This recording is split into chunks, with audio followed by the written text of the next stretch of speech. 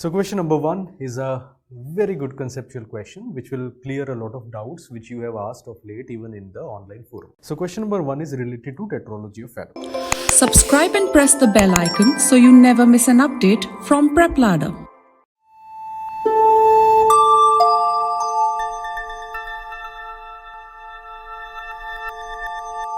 So question number 1 is a very good conceptual question which will clear a lot of doubts which you have asked of late even in the online forum. So question number 1 is related to Tetralogy of Fallot. So there is a known patient of Tetralogy of Fallot aged 1.5 years who presented to emergency with complaints of sudden onset right-sided hemiparesis. There was vomiting and seizures in the child. There was no history of fever and the child was not receiving any supplements or medications. Which of the following is true regarding this condition? Even in your day-to-day life, when you are in your residency and maybe post-residency also, you will come across children with cyanotic heart disease like Tetralogy of Fallot who have such kind of presentation and coming to you in the emergency department. So whenever you have questions like these, first of all, you need to identify that it is a Tetralogy of Fallot patient and the age mentioned here is important, as we shall see. And what are the features? The features are predominantly neurological. There is right-sided hemiparesis, there is right-sided weakness, so it's a focal deficit. There is vomiting, which may be related to raised intracranial pressure and seizures present, so there is some degree of CNS involvement. There was no history of fever, which is very useful, and the child was not receiving any supplement or medication. So what is true regarding this condition? Let us look at the options. In your mind, you should first make the diagnosis and then look at the options. So options include A, presence of brain abscess is the most likely reason. Option number B is presence of iron deficiency can be implicated. Option C is fluid restriction is needed. And option D, antibiotics should be immediately started. Now, what is the likely diagnosis here? Now, any patient of Tetralogy of Fallot, when he presents to you, whenever there is a patient of TOF presenting with any acute CNS emergency, there are 2 or 3 possibilities you should consider. Broadly, the complications can be divided into 2 parts, where there are primarily CNS emergency. First is if the patient, whether they are infectious or they are non-infectious.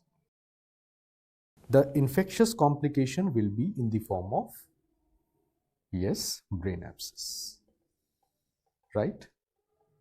The useful clue here will be that the brain abscess patients are usually, according to Nelson, according to various review articles, they are usually febrile patients. And the age of the child is usually at or above 2 years of age. Brain abscess are becoming less and less common as medical advancement is happening, but in our resource limited setting, we do find them. In case of non-infectious complications, you would think of the possibility of either a stroke being present in the patient, stroke as a result of paradoxical embolism, so ischemic stroke can happen, or thromboembolic stroke can happen, or it can happen due to cerebral venous thrombosis. So these are the major possibilities you will consider. Stroke usually described in younger children but can happen at any age in case there is a right to left shunt. Cerebral venous thrombosis is a condition which is common in less than 1.5 years, right? So let us look at the options here.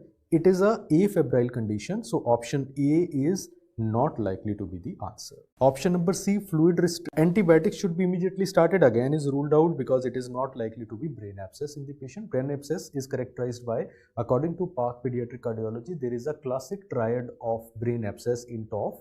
These patients will have fever, they will have headache, and they will have focal deficits. There is focal deficit present, but presence of fever is important. Fever is usually low grade and there will be low grade fever for a few days, following which the child will show sudden deterioration. This is the usual history which you find. This type of history is not present. Secondly, the patients with brain abscess will be usually in the age group of 3 to 7 years. They will be older than 2 years. Here the patient is less than 2 years of age.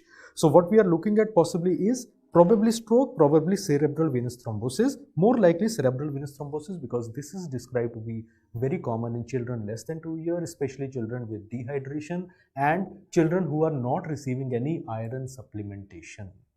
Iron deficiency can happen despite polycythemia in these patients, and this is known to be a trigger for the development of cerebral venous thrombosis. So among option B and C, fluid restriction is needed will be wrong. If we are suspecting venous thrombosis, obviously you will give fluids. In case the patient is dehydrated, you will give additional fluids. Otherwise, maintenance fluids will be given, but in no circumstance fluid restriction is going to be done. So this is ruled out. What is the likely answer? Presence of iron deficiency can be implicated.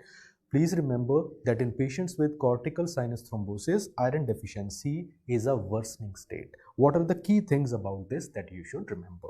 So the key points to remember is whenever there is a TOF patient presenting to you with CNS symptoms. The CNS symptoms may be in the form of seizures, they may be in the form of focal deficits, they may be in the form of headache, they may be in the form of features of raised intracranial pressure. In all of these patients, in case the age of the child is less than 2 years, in case you find that there is any history of dehydration in the child, in case you find that there is iron deficiency in the child and no supplementation, no iron supplementation, low dose iron supplementation has been started in the patient, in these patients, you would consider the possibility of cortical venous thrombosis. Cortical venous thrombosis is likely. In case the patient is having, and of course there will be no fever in these patients, no fever, afebrile condition. In case you find that the age is more than 2 years, you find that there is fever for 2 to 3 days followed by onset of symptoms.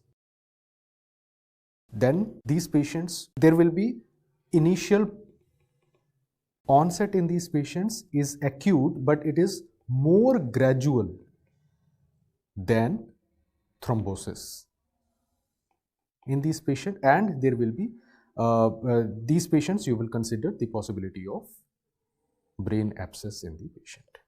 And all of these patients you will be going in for, wherever there is a doubt, you will be going in for imaging of the brain. So CT or MRI, preferably MRI brain should be done unless there is raised intracranial pressure, when you will go in for a CT scan. And if it is cortical venous thrombosis in these patients, you will start hydration in the patient because dehydration can precipitate. And secondly, you can consider, in case there is severe cortical venous thrombosis, severe hyperviscosity is present, in case of severe polycythemia, you will consider phlebotomy with or without normal saline infusion. Obviously, in brain abscess, you will consider antibiotics and you will consider drainage in the patient. Right?